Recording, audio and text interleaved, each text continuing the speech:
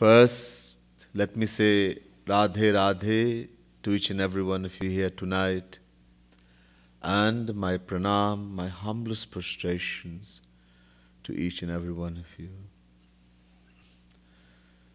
As we all know, we are having this wonderful golden opportunity to listen to Gita Saptah. 7 discourses on Gita. We've listened to many things so far. And tonight's topic, Atma Gyan or Brahma Gyan mein bhed. What is the difference between Atma Gyan, self-realization, and Brahma Gyan, God realization? Is there a difference or are they the same? We'll find out according to Gita. First, as customary, we will chant the divine name of the beloved Lord for a few minutes. I again entreat you, appeal to you to please focus your mind on the lotus feet of Bhagwan Shri Radha Krishna and try to chant as loud as possible, clap and chant. As we get our heart focused in this way to listen to this divine lecture.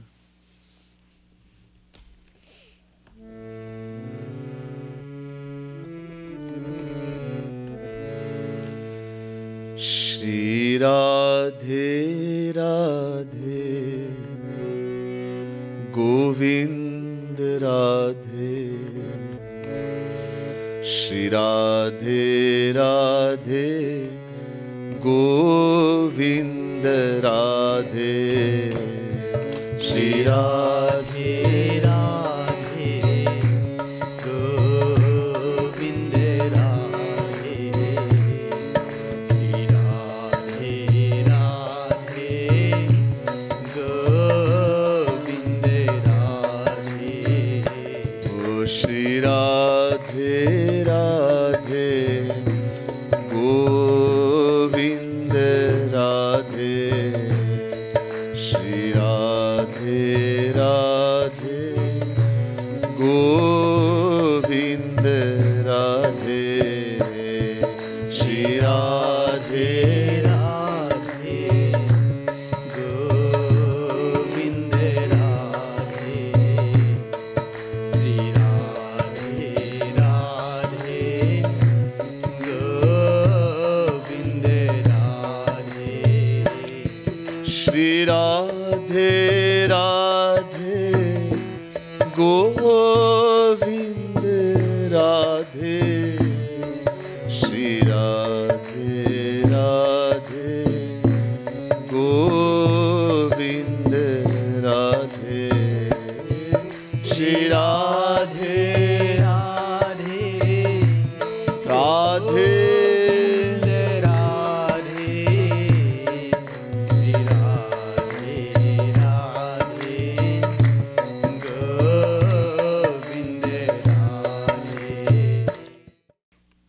Now, please try to be very attentive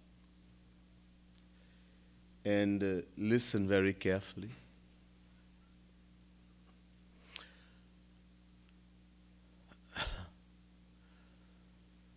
So, what is the difference between Atma Gyan and Brahma Gyan? There are 3 types of knowledge. One is Shabdik Gyan, theoretical knowledge, book knowledge. One is Atma Gyan, self-realization, knowledge of the soul, the Atma.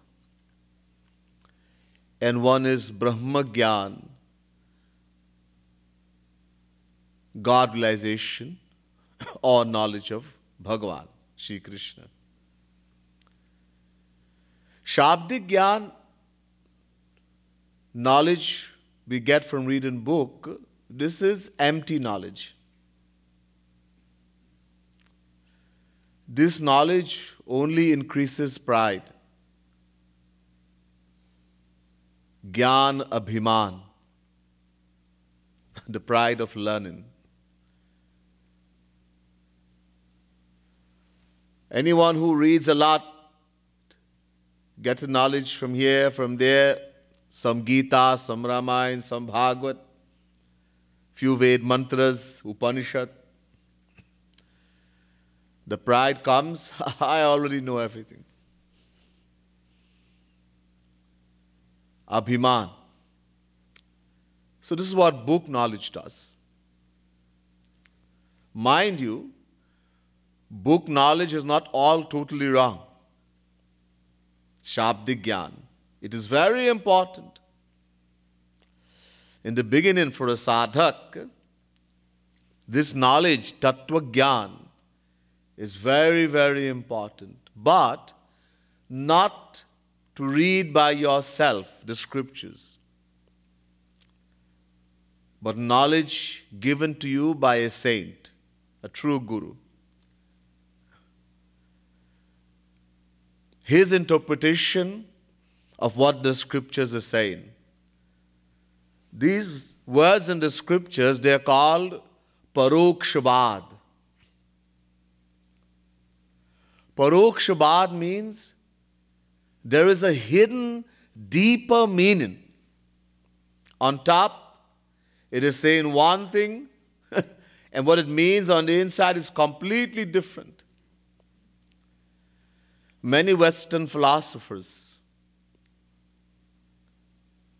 have taken dictionary and translated our Vedas and made a complete mess. Every word in Vedas has thousands of meaning. For example, at one place in Vedas, Bhagavan is called Akash. Akash means empty space. At one place, Bhagavan is called Agni, fire, or God of fire. At one place, Bhagavan is called Purush. Purush means man, etc. So if someone, for example, the word Aj means unborn. A crazy Western philosopher translated this thing Aj to mean a goat. Bhagavan is a goat. Aj, unborn. So, and that's what we do. We take this book translated by Western philosophers who have no idea about Sanatana Dharma, the philosophy of Hinduism. And even if he's an Indian philosopher, someone under the control of Maya, he's translating, he's going to give a material meaning for divine words. Bhagavad Rasik, Rasik ki baate, Rasik bina ko samajh sakena, khag jane, khag hi kai bhakha. Tulsidas Ji Maharaj says, just as a bird alone can understand the language of another bird, so too only a saint, a Rasik saint, can understand the language of another saint. Any scripture, these are divine words. To understand divine words, we need to have a divine mind, a divine intellect. And that's why in every religion today you have so much problem. Everybody reads and everybody thinks, I know. According to the temperament of that person, That's the meaning you're going to give. Does mean you know. So to read on our own, Tulsidas says, Shruti Puran Bahu Kahau Pai Chhoot Hi na Adhik Adhik Ur Jhai. There are so much contradictions, complications in the scriptures that if someone were to read on their own, instead of removing our doubts, we'll only become more confused. So, if a saint is your guru and he has interpreted the scripture, that knowledge is very important. That Tattva Gyan. Even though it is Shabdik, written. That is very important. Who am I? Who is Bhagavan? Who is Krishna? What is my relation with Krishna? Why should I want to know Krishna? Etc. That knowledge is very important. So, Shabdik Gyan. Atma Gyan, knowledge of the Atma, the soul. If you remember, on the topic of Maya, I mentioned to you that there are two kinds of Maya. Tehi kar bhed sunahu tum do vidya apar avidya do. Bhagwan Shri Ram, God, is saying to his younger brother Lakshman that there are two kinds of Maya, Vidya Maya and Avidya Maya. Bhagwan Krishna says in Gita, Sattvam Rajas Tama iti gunaha prakriti sambhavaha Nibadnanti Mahabaho Deho Dehinam Avyayam. Chapter 14, verse 5, Gita. Maya has three qualities.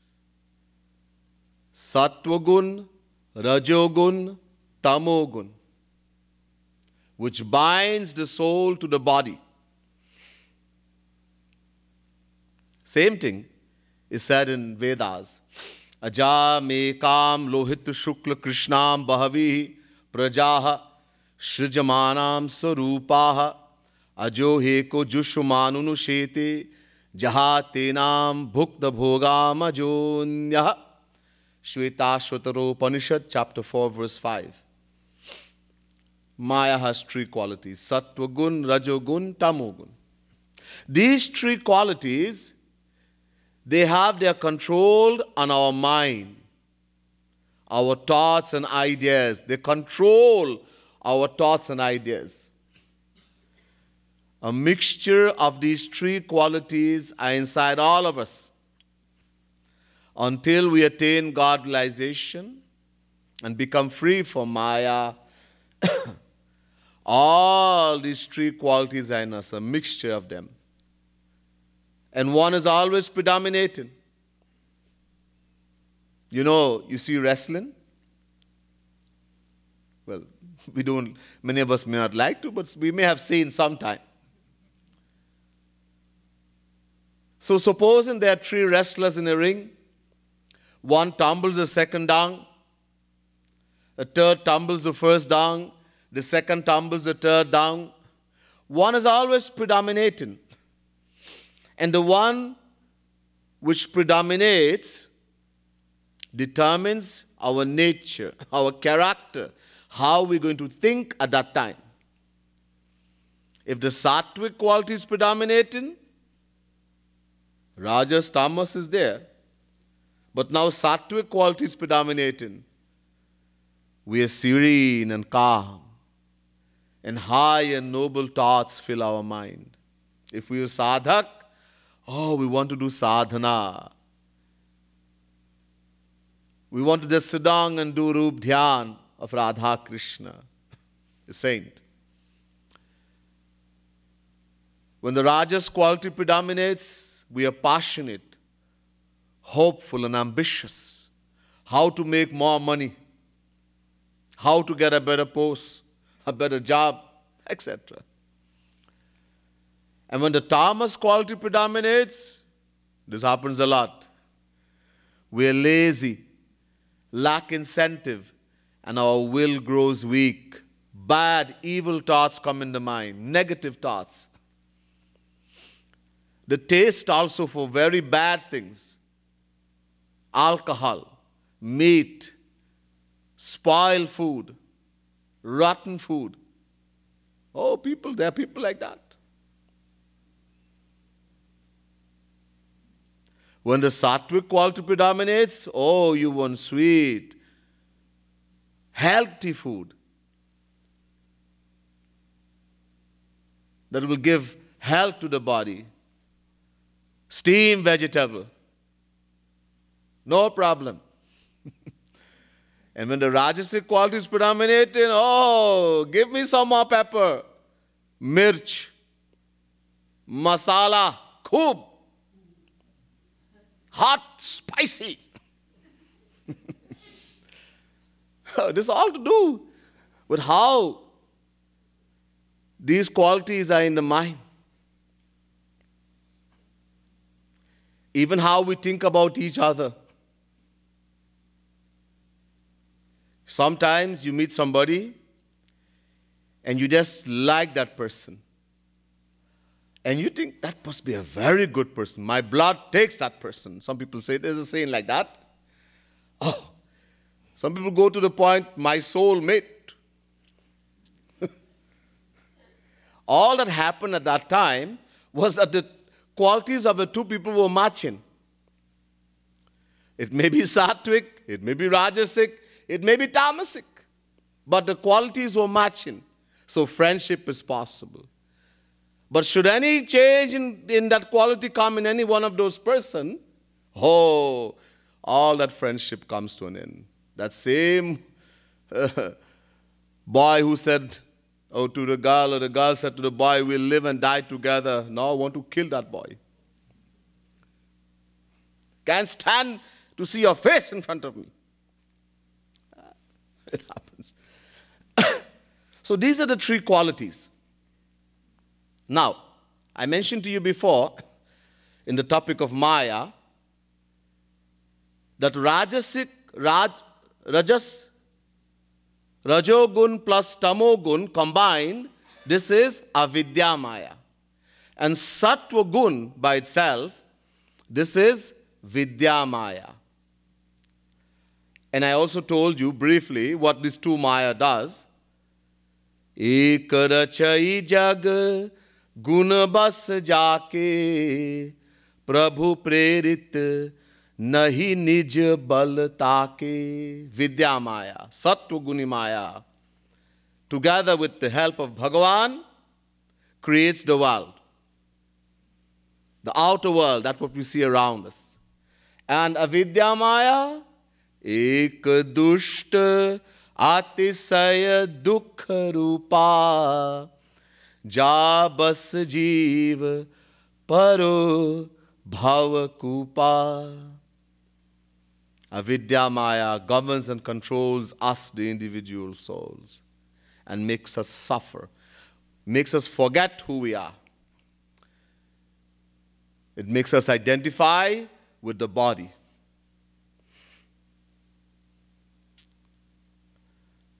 Now, in ancient times, Satyug, Treta Yug, even Dwapar Yug, Jnanis and yogis were able to destroy Avidya Maya on their own. Not in Kali Yuga. Oh, many people, I am self-realized. How do you know? Somebody tell you I am self-realized, Jai Ho, and you believe.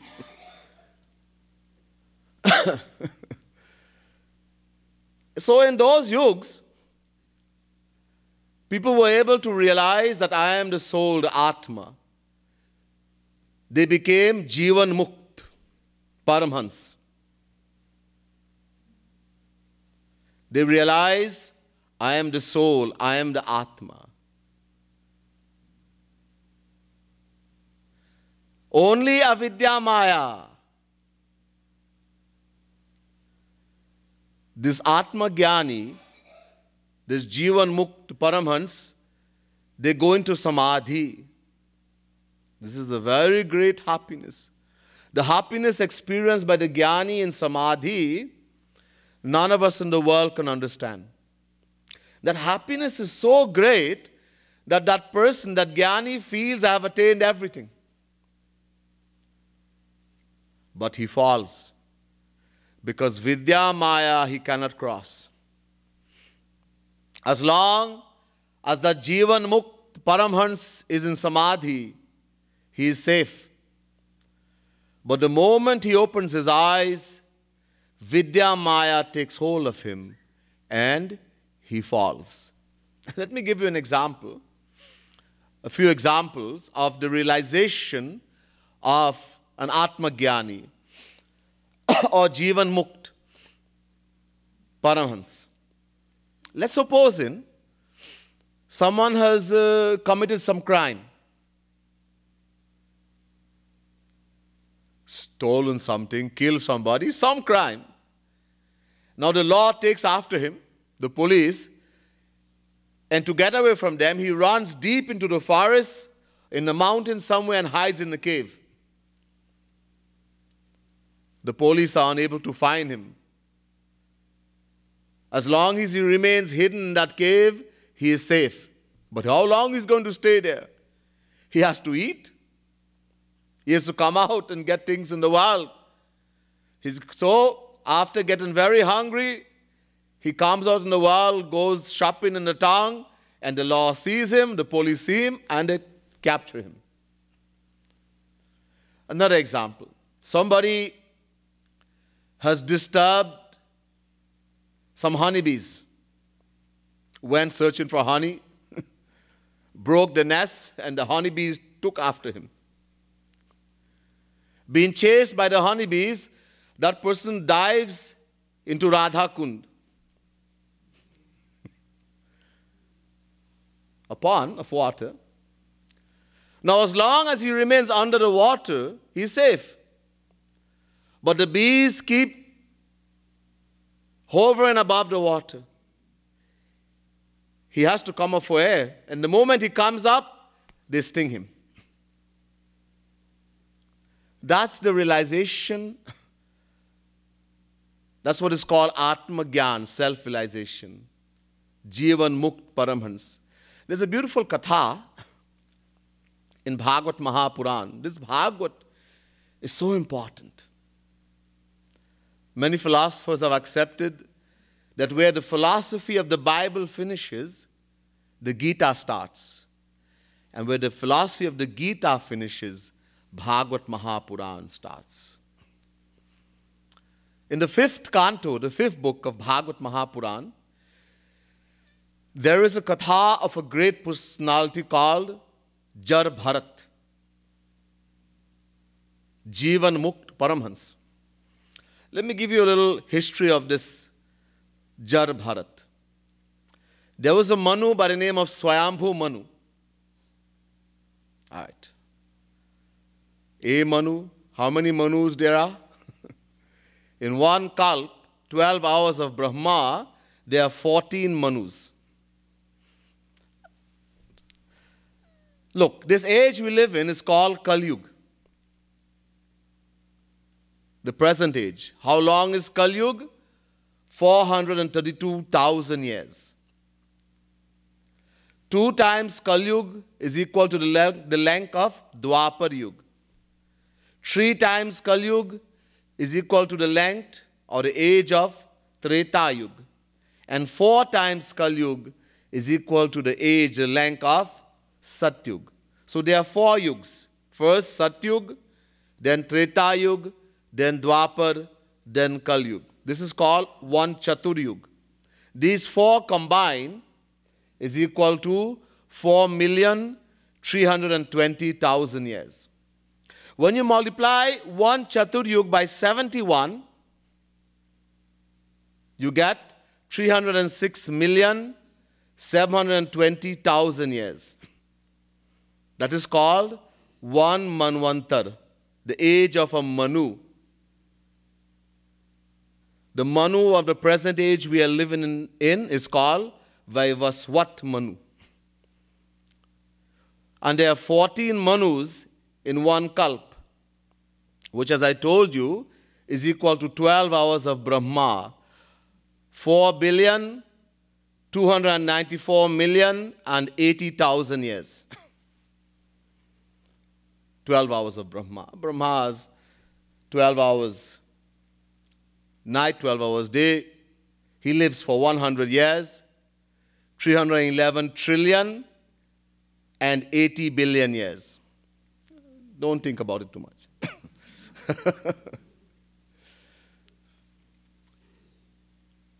So there was a Manu, Swayambhu Manu. His son was Priyabrat. The son of Priyabrat was Agnidra. The son of Agnidra was called Nabhi. And Nabhi's son was Rishab. Rishab is also called Rishab Bhagwan. He is a descension of Bhagwan Krishna. Rishab Bhagwan or Rishab Dev had 100 sons. Out of them, the eldest one was called Bharat. Bharat ruled this earth, this planet Earth, for 10 million years. This is a different age. After ruling, his rulership, his reign was so great that before Bharat, this whole world was called Ajanabhavarsh. Because of Bharat, the name changed and the world became known as Bharatvarsh, sorry. Not India alone, the whole planet Earth became known as Bharatvarsh. So great was Bharat. Bharat, after ruling the earth for 10 million years, he was a great devotee of Bhagavan Krishna, renounced everything, and decided to go and do strict devotion to the Lord, sadhana. He went near a river called the Gandaki River, Nadi. This is a very special river. It's in Nepal. It is so special because the Shaligram, there's a black stone that represents Bhagavan Krishna. It's called Shaligram. And only the ones found in this river are told to be authentic. They all have the Sudarshan Chakra in this stone, embedded in them. So he went to the bank of that Gandaki river.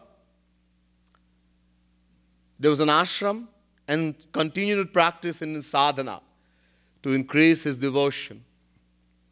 He was already Paramhans, Jivan Mukh. He was self-realized. He had destroyed avidya maya. One day, while he was sitting and doing sadhana, a pregnant deer came to the river and started to drink water. And while she was drinking the water, a lion roared. And when the lion roared, this deer became so scared, she jumped for her life over the river. And in that jump, the baby that was inside the womb fell out. She had a miscarriage. She left the baby there, running for her life. She ran in some cave and died. Now the baby that was left, the baby deer in the river, started to drown. Bharat, sitting on the bank of the river, saw this baby deer drowning, became overcome by compassion, and he dove into the water, took out the deer, saved it, and started to take care of that deer. And soon he became very attached to the deer. This is the Vidya Maya. That baby deer, I told you, Vidya Maya creates the outer world. Paramhans self-realized. He became attached to a deer. Many of us, even though we are devotee sadhak, we've been practicing devotion for many, many years, we still have a little cat, a little dog, a little donkey, parrot, something that we're very attached to. Look at what happened to Jar Bharat Paramhans. He became attached. He became so attached to this deer that when he would sit to do his devotion, to do Rup Dhyan on Sri Krishna, he became agitated thinking about that deer. His mind. He would wonder if the deer had gotten food to eat, if some animal had chased the deer, if it was okay, and so he kept worrying. And the deer, he became more and more attached to the point when he was about to die. He knew when he was going to die. He put his hand on the deer and called all the disciples and said to them, "This fawn is very dear to me. Please continue to take care of her when I leave." And he left the body with his mind attached to the deer. And remember what I told you? Yam yam vapi smaram bhavam tyajatyante kalevaram tam tame vaiti kaunteya sada tadbhava bhavitaha. Chapter 8, verse 6, Gita. Wherever the mind is attached, yam yam vapi smaram bhavam tyajatyante kalevaram. Kalevaram means the body.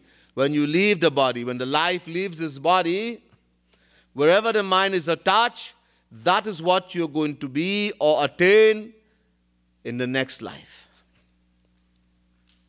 Very clear in the Gita. If you are attached to Bhagavan, you go to Bhagavan. You are attached to a saint, you go to Bhagavan. You are attached to the world, you will have to go in the world. So this is self-realization. It is only partial liberation, incomplete. Mam chayo vyabhicharena bhakti yogena sevate sagunan samati tyaitan brahma bhuyaya kalpate. Chapter 14, verse 26, Gita. Those who worship the formless absolute Brahm rise above the three modes of Maya and become fit for knowing Brahm. They attain a tranquility in spirit where they no longer desire or grieve for anything in the material world. This becoming fit doesn't mean they have attained everything. They have still not become liberated from Maya. It's incomplete. Brahma bhuta prasannatma nashochati na kankshati sama sarveshu bhuteshu mad bhaktim labhate param. Chapter 18, verse 54, Gita. Bhagavan Krishna says, a person who have attained that state of Brahma Bhut means Paramhans, self-realize, is subject to downfall unless and until he does mad bhaktim labhate param. He does bhakti, devotion to me. After working so hard, the path of Gyan is like walking on the sharp edge of a sword, so difficult. Kahat kathin, samujhat kathin, sadhan kathin vivek. To speak about is extremely difficult. Forget about understanding or trying to do it.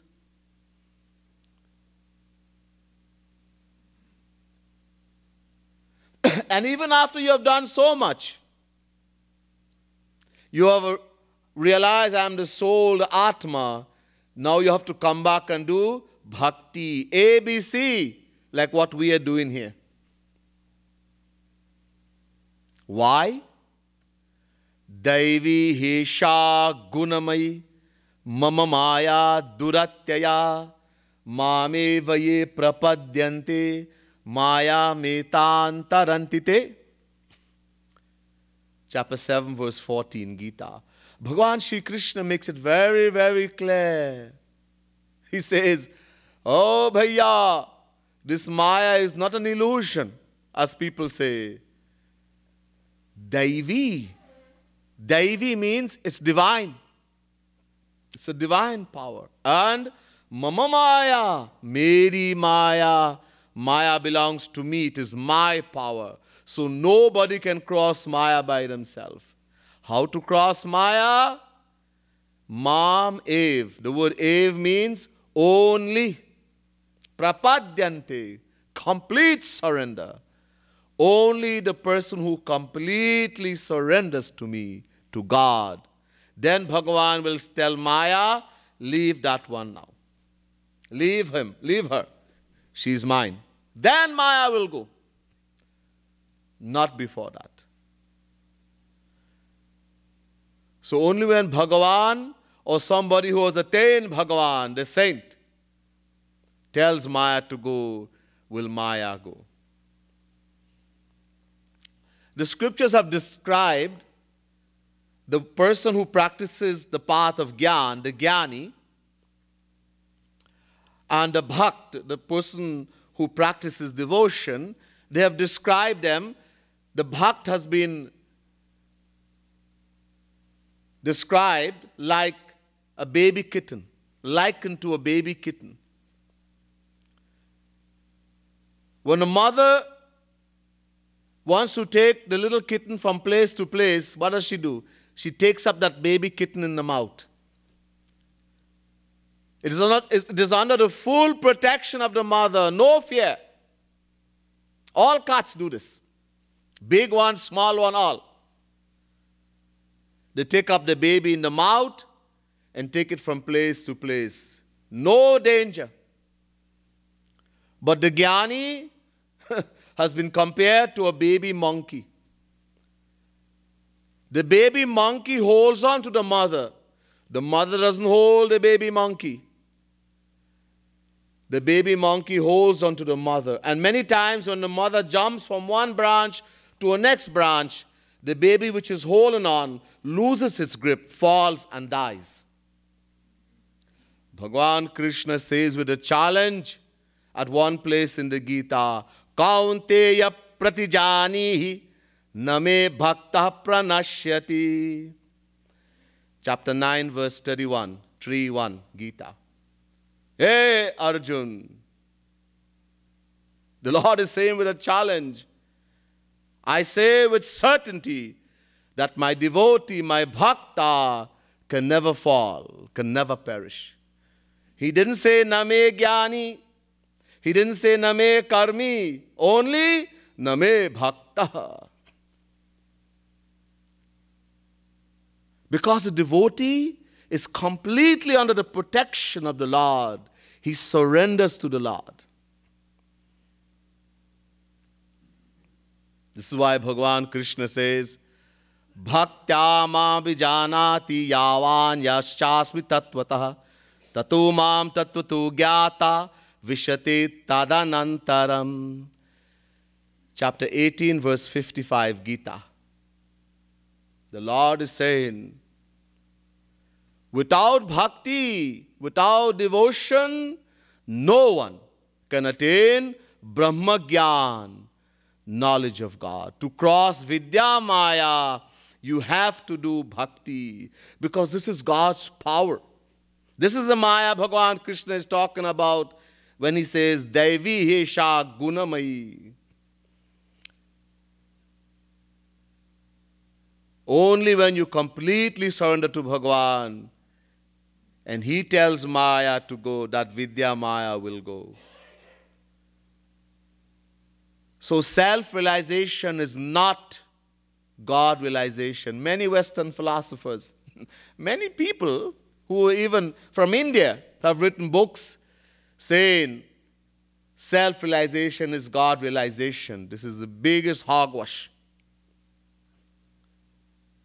Self-realization means that you have only destroyed one form of Maya, avidya Maya. But Vidya Maya is still there, powerful. And that Jnani falls again and again until he does bhakti. Look, God has a condition for knowing Him. What is the condition? Nirmal man jan so mohi pava mohi kapat Chala chidra nabhava.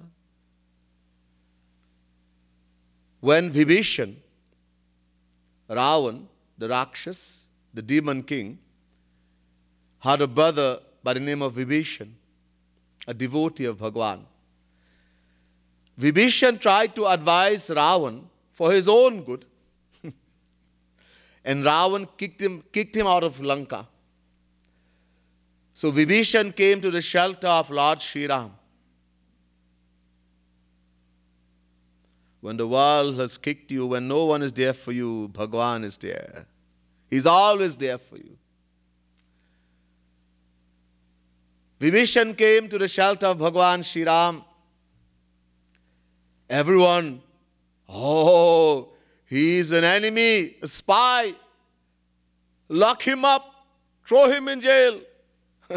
Bhagwan smiled and looked at Sugriv and said, Nirmal manajana. O Sugriv, only those who are pure in heart, Nirmal man, pure heart, pure mind, can know me, see me, attain me. I cannot bear deception, deceit, fraud. And how to make this heart, this mind pure? Only one thing, that is bhakti. Even Jagadguru Shankaracharya, who in the beginning is saying that God is only formless, Nirakar. He is teaching his mother, Vishuddhayati Nantaratma Krishna Padam Bhoja Bhakti Mrite. He says, the mind, the antahakaran, the mind cannot be purified without bhakti, devotion to Sri Krishna, God with a form. Jagadguru Shankaracharya. Bhakti. In the Bhagavad, Prabhupada Maharaj, one of the brothers of Bharatji, Jar Bharat, there were 9 Yogishwars. One of them was Prabhupada. Prabhupada Maharaj says to Videhanimi, Bhaktya sanjataya bhaktya vibhratyutpalak pulakantanum. Bhagavad Mahapuran, 11 canto, 3rd chapter, 31st verse. By doing bhakti, we are going to get bhakti. There was one bhakti we have to do, sadhana bhakti, and one bhakti we are going to get through the grace of a Rasik saint, Siddha bhakti. This sadhana bhakti is very important. We have to make the vessel. If there is no vessel, where is he going to put that divine love? Diksha means to transfer power. A true saint, a true guru does not give diksha. First, the vessel has to be made. Where is he going to put it? If a guru, a saint, were to give diksha to an undeserving soul, you won't even find the pieces of that body. It will be burnt to ashes. Maharaji always uses the example. He says, just like the milk of a lioness cannot be kept in a golden bowl. I don't know who's going to milk this lioness. Somebody must have. If you put the milk of a lioness in any other bowl, it will burst. The only place it will remain is in a golden bowl.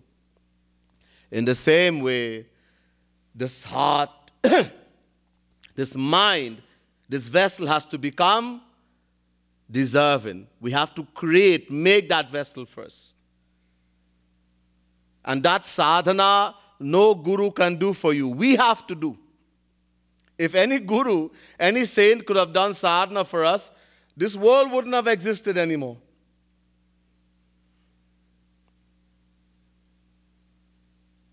So we have to do sadhana. Bhakti. Bhagwan Krishna says to Uddhav in Uddhav Gita, Yathagni he mamalam jahati dhmatam punah swam bhajate charupam atma cha karma nushayam vidhuya mad bhakti yogena bhajatyatho mam. Bhagavad Mahapuran, 11th canto, 14th chapter, 25th verse. Gold, in its original form, is not that shining thing that you wear, bling, ring, chain. It's not like that. There's a lot of dirt, impurities. To purify that gold, it is heated in fire. Bhagavan Krishna says to Uddhav, just as gold, when heated in fire, becomes purified of its dirt, impurities, glows and attains its pure form, in the same way, only when we shed tears of selfless love and devotion for Sri Krishna is the heart, the mind purified. Nothing else works. Nothing, no gyan, no karma, no tapasya, no fasting, no dan, nothing. Tears of selfless love and devotion.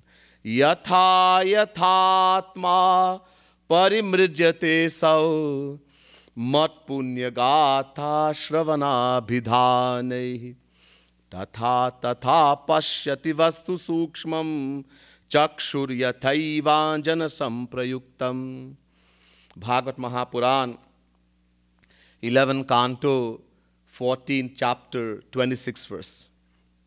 Again, Bhagwan Krishna is saying to Uddhav, long ago, there was an Ayurvedic medicine called Anjan. Today we say Kajal, it's not the same thing. The science is lost. This was such a medicine that any disease you have in the eye, you apply that Anjan, it will destroy it and you will see again. Today you have to do laser, all these things. Not in ancient time, you didn't have that. So there was something called Anjan. Bhagavan Krishna says to Uddhav, just as when Anjan applied to the eye, destroys the diseases in the eyes, and we're able to see things clearer, in the same way, when listening to the divine pastimes of the Lord, the divine philosophy, singing His divine glories, etc., one sheds tears of selfless love and devotion. The heart, the mind becomes purified. Nothing else works. And how are we going to shed tears? Why don't we shed tears for God? How we can shed tears in the world, ladies especially, anything, some people, they just cry for no reason at all. Little thing and they cry. But when it comes to Bhagavan, to Radha, Krishna, to the saint, oh, we can't cry there. Why? One reason, Abhiman. One reason only, Abhiman, pride. This is why Chaitanya Mahaprabhu said in his Sikshastak, Trinadapi sunichena tarorapi sahishnuna amanina manadena kirtaniya sada harihi. There are conditions that we have to fulfill if you want to become truly spiritual. There are certain conditions you have to fulfill. First condition, Trinadapi suni chena. Trin means grass. We all walk on grass. When you walk on the grass, what happens?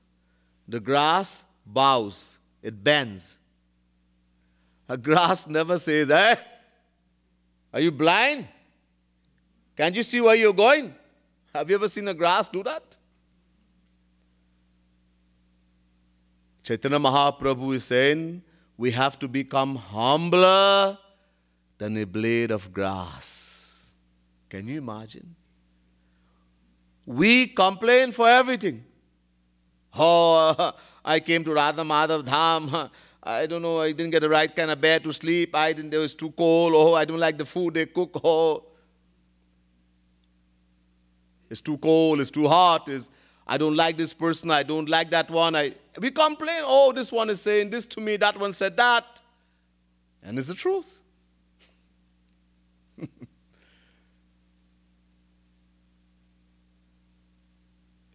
There is no humility. Humility is so important.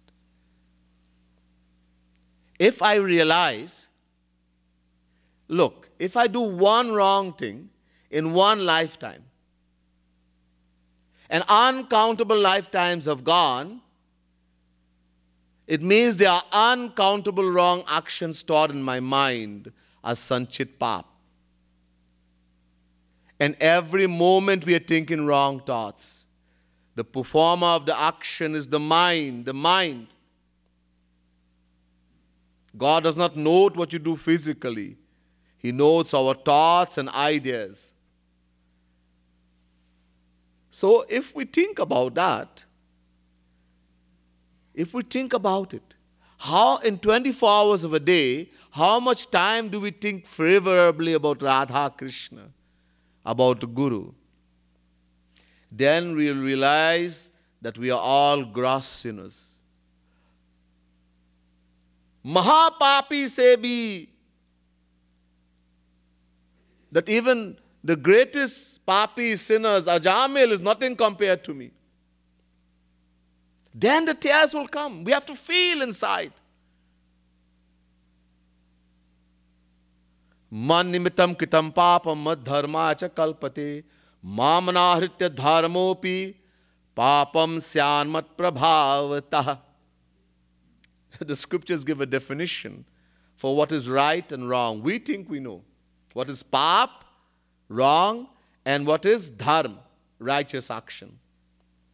Bhagwan's definition, man nimittam kitam papam. If you do something wrong, pap, a sin, lie, but you do it for me, for God, or for the saint, Guru who is a saint, that becomes a dharma. Mad dharmaya chakalpate. And you can do the greatest dharma, righteous action, but it's not for God and the saint. That is a pap. This is God's definition. Argue with him.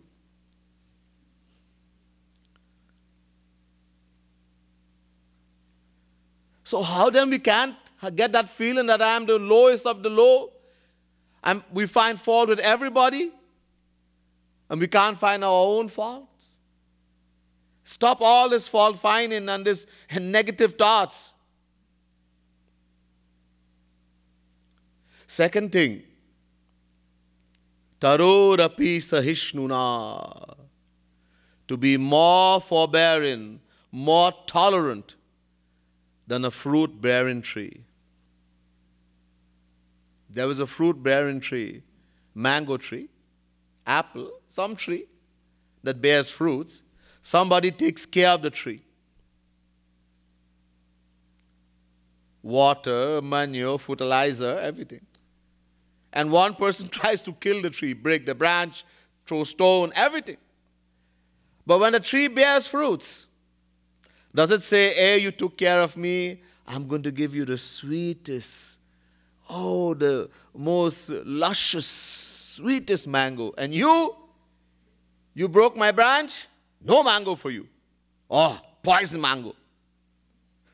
No, no. It gives fruits to all alike. It gives shade to all alike, whether you took care or you tried to kill it. We have to be more tolerant than that.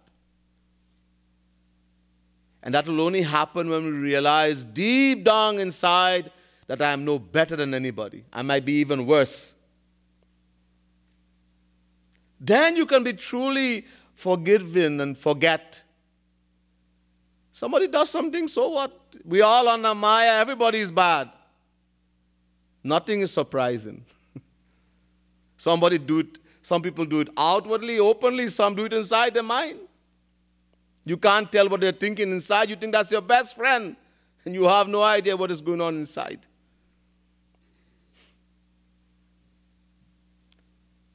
And the best friend is the one who abuses you, anyhow. Amanina manadena. Man means respect. The absence of a desire for name and fame.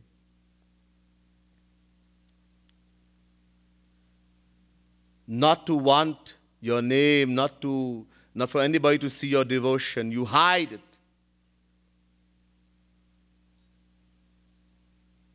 Not even Maharaji should know. I am doing seva, but I don't want, not even Maharaji should know. That's the kind of, there you have to go. The best daan, charity, is the one given in secret. So that pride doesn't come.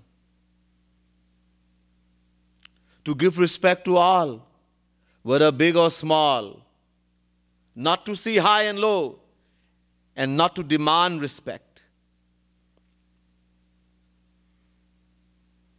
Everybody demands respect. Nobody gives it.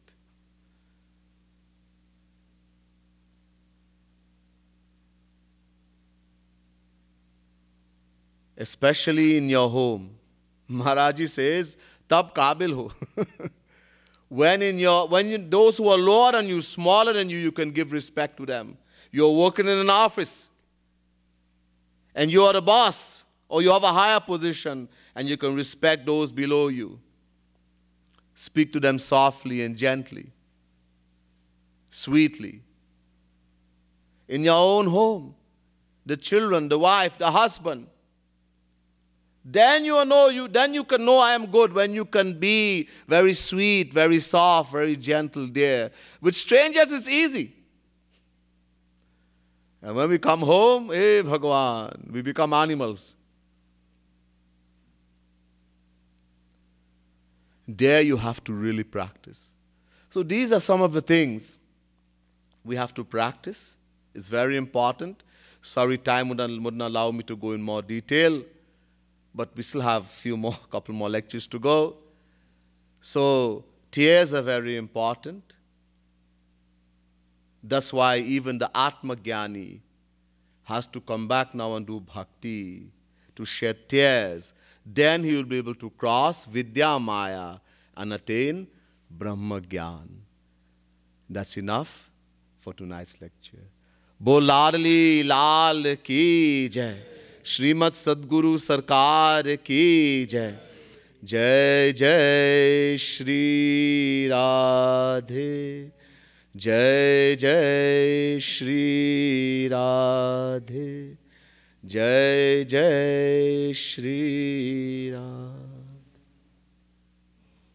By the way, tomorrow's lecture is Sharanagati, the meaning of surrender in Gita.